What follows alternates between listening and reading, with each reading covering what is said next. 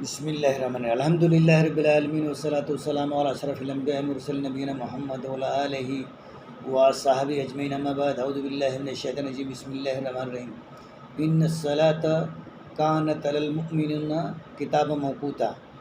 محترم ساتھیو دوستو، سورہ نساء آیت نمبر 103 میں اللہ نے بیان کیا ہے کہ بے شک نماز وقت پر فرض کیا گیا ہے مومنوں کے اوپر۔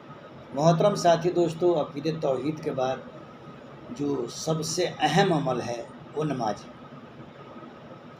اللہ تبارک و تعالیٰ نے سورہ نساء آیت نمبر 1 آپ اٹھا کے دیکھ لیجئے، حالت جنگ میں بھی نماز کو معاف نہیں کیا ہے۔ ٹھیک ہے، حالت جنگ میں بھی ایک گروہ تمہارا چوکیداری کرے، ایک گروہ نماز پڑھ لے، پھر دوسرا گروہ نماز پڑھے، پہلے گروہ چوکیداری کرے۔ اس طرح سے اللہ تبارک و تعالیٰ نے ہم کو نماز کی اہمیت بتایا ہے۔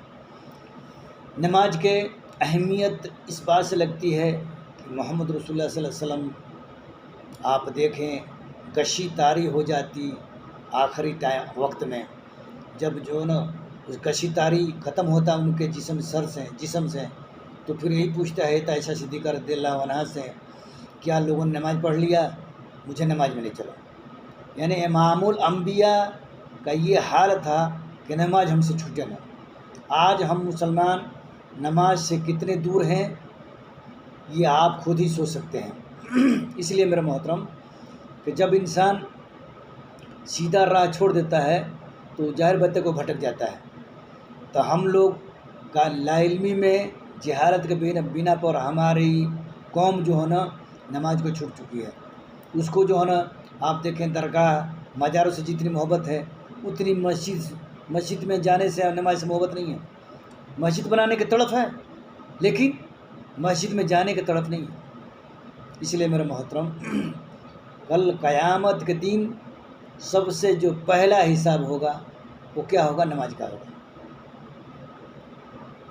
اللہ تبارک و تعالیٰ نے سورہ مزمل میں اللہ نے بیان کیا ہے کہ دو گروہ، ایک گروہ جہنم میں جائے گا تو اس سے جہنم کے دروغہ پوچھے تھا تم کس لیے جہنم میں جا رہے ہو؟ تو یہی کہیں گے لم نکن من المصلین، کہ ہم نماز نہیں پڑھتے تھے اور کم مسکینوں کو کھانا نہیں کھلاتے تھے۔ یہی دو جرم ہوگا جس کی وجہ سے جہنم میں جا رہے ہیں۔ نماز کی اہمیت میرے محترم بہت معاملہ شدید ہے۔ کھڑا ہو نہیں جا رہا ہے تو بیٹھ کے پڑھیے، بیٹھا نہیں جا رہا ہے تو لیٹ کے پڑھیے، لیٹا نہیں جا رہا ہے تو آنکھ اشارے سے پڑھیے، لیکن پڑھیے۔ اس شخص کے لیے ضروری ہے جو عاقل اور بالغ ہے۔ یعنی 10 سال کا جب بچہ ہو جائے اس پر نماز فرض ہو جاتا ہے۔ نبی صلی اللہ علیہ وسلم فرمانے کہ جب 7 سال کا بچہ ہو جائے تو تم کیا کرو؟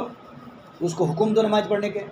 جب 10 سال کا ہو جائے تو نماز نہیں پڑھتا تو اس کو مارو۔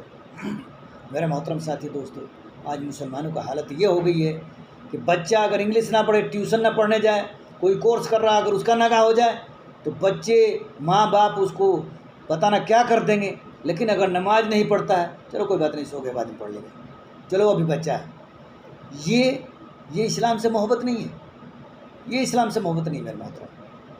کل قیامت دن سب سے پہلا جو سوال ہوگا نماز کا ہوگا، اور وہ بھی نماز کون سا نماز؟ جو ہم پڑھتے ہیں وہ نماز نہیں، وہ نماز جو محمد صلی اللہ علیہ وسلم پڑھے ہیں۔ نبی صلی اللہ علیہ وسلم نے فرمایا ہے، بخاری شریف کا حدیث ہے، صلو کما رأیتمونی اصلی، اے لوگوں نماز اس طرح سے پڑھو جس طرح سے مجھے پڑھتے ہوئے دیکھا۔ اب جس طرح سے نبی نے نماز پڑھا اسی طرح سے نماز ہم کو پڑھنا ہے۔ اب کوئی بولتا ہے کہ ہمارے امام نے ایسا پڑھا ہے، ہمارے امام نے ایسا پڑھا، ہمارے امام نے ایسا پڑھا ہے۔ میرے محترم، اللہ نے اپنے نبی کو اتباع کرنے کا حکم دیا ہے کہ میرے نبی کی اتباع کرو۔ کسی امام کی اتباع نہیں کیا جا سکتا۔ کیوں؟ کہ نبی معصوم عن الخطا نبی ہوتا ہے، امام نہیں۔ نبی کے بعد اگر صحابہ پر جرح نہیں کیا جائے گا، صحابہ کے بعد جتنے لوگ ہیں سب پر جرح کیا جائے گا، ان کی زندگی کے بارے میں دیکھا جائے گا، تب ان کی بات تسلیم کی جائے گی، تب ان کی بات تسلیم کی جائے گی۔ امام صاحب کوئی معصوم ہے؟ کون سا جس کو ہم امام سمجھتے ہیں بنا رکھا ہے؟ امام صاحب معصوم ہے کیا؟ یا ان پر جبرائیل آئے تھے؟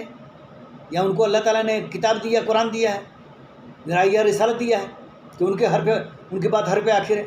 حرف آخر ایک مسلمان کے لیے نبی صلی اللہ علیہ وسلم کی بات ہے، اس کے بعد کسی کے بعد حرف آخر نہیں ہے باقی لوگوں سے، صحابہ کو چھوڑ کے، کیونکہ صحابہ کے بارے میں اللہ تعالیٰ نے سورہ بینہ میں اللہ نے بیان کیا ہے، رضی اللہ عنہم ورضوان، اللہ ان سے راضی ہے، وہ اللہ سے راضی ہیں، ان کے بارے میں سرٹیفکیٹ ہے، لیکن ان کے بعد کے لوگوں کے بارے زندگی کے بارے میں دیکھی جائے گی تب ان کی بات لی جائے گی، بچپن، جوانی، کیا کرتے تھے کیا نہیں کرتے تھے، صادق تھے یا جھوٹے تھے، مشرک تھے یا بدعتی تھے، سارے علامات ان کے دیکھنے کے بعد جو ہے نا محدثین نے حدیث جمع کیا۔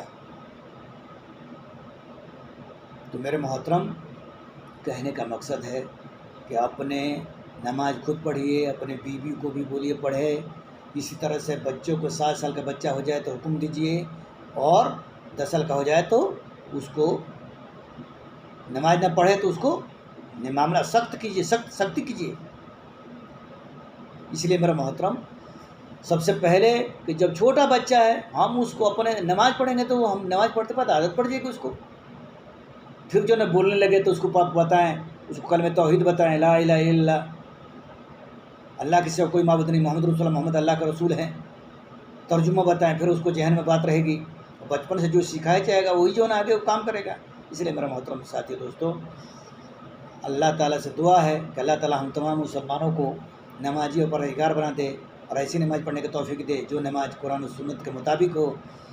اور ہماری اس ویڈیو کو آپ دیکھیں 1 دفعہ 2 دفعہ، جب آپ کے سمجھ میں آ جائے کہ اچھی بات ہے تو اب لوگوں کے پاس شیئر کریں زیادہ سے زیادہ، تاکہ لوگوں کو اس باتوں سے جو ہے ترغیب ملے یا نصیحت ملے، تاکہ جو ہے اللہ سے خوف کریں اور نماز پڑھیں اور دنیا اور آخرت سدھار لیں۔ جزاک اللہ خیر۔